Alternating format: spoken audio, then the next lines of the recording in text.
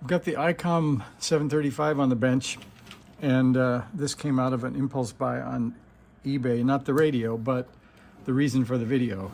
So the reason for the video is that I found this, and I think you can see that enough. So you can see that's the FL-32A, and I bought this radio years ago and didn't ever put the CW filter in it, so every time I pushed CW narrow, it got quiet. So somehow I imagined it would just be a plug-in filter option, because you can see in the manual there's a location for it.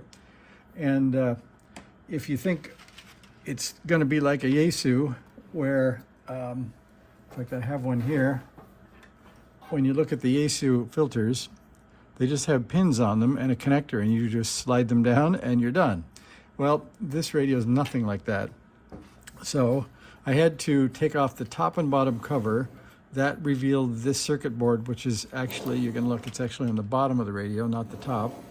I thought I wouldn't need to take out the top, but you need the top off to access the screws on the side here.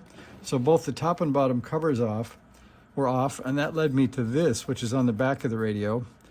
And it locks into these two side pieces. You actually have to pry it off after you take the screws out. That leaves you with this board here. And I'll show you in the bucket. It's not easy to see with the contrast here, but all of these silvery kind of green looking screws are the ones that hold the PC board in, except for the odd Phillips countersunk screw was used to hold this back bracket on. And it definitely doesn't need to be a countersunk screw, but that's what was there. So then you end up taking all these screws around here, here, here. They're scattered all over the board, here, here, here. I think there was a couple in there. There's one here, one in the back. And that gets you to the point where you can see that the board will lift slightly.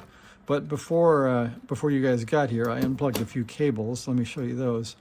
So these look scary. They look like they wouldn't unplug, but they do. And the jacks are sort of a 45-degree angle, and they just pop right in and they come out. So don't be too scared of those. There was a plug like this that goes right here. That doesn't have any locking mechanism. You can just pull it out. And then likewise, there was one further back over here, which is sort of routed in a circle and goes down into this board. Once you pull out these 1, 2, 3, 4 cables and the receive output antenna from the back of the radio, you can then tip this whole board up. So they've got all the wires around one edge, which I think is a pretty good piece of machinery and good design. So then I'll show you the front really quick. So the location is labeled conveniently as CW filter, and it kind of looks like there might be a connector and you could plug these in, but it's certainly not true. So this is the bottom of this filter, the FL-32A, and you can get either this or the 250 hertz version. They have two mounting lugs that you have to solder, and then two pins, two in and two out. So we have to fit this into the board, then tip it up on its side, I think is the best probably, and then open it like a sandwich. And with the filter in there, we have to then solder the 1, 2, oops, sorry about that, solder the 1, 2, 3, 4 holes, and then the 2 mounting holes. So I didn't see any videos online about how to do this.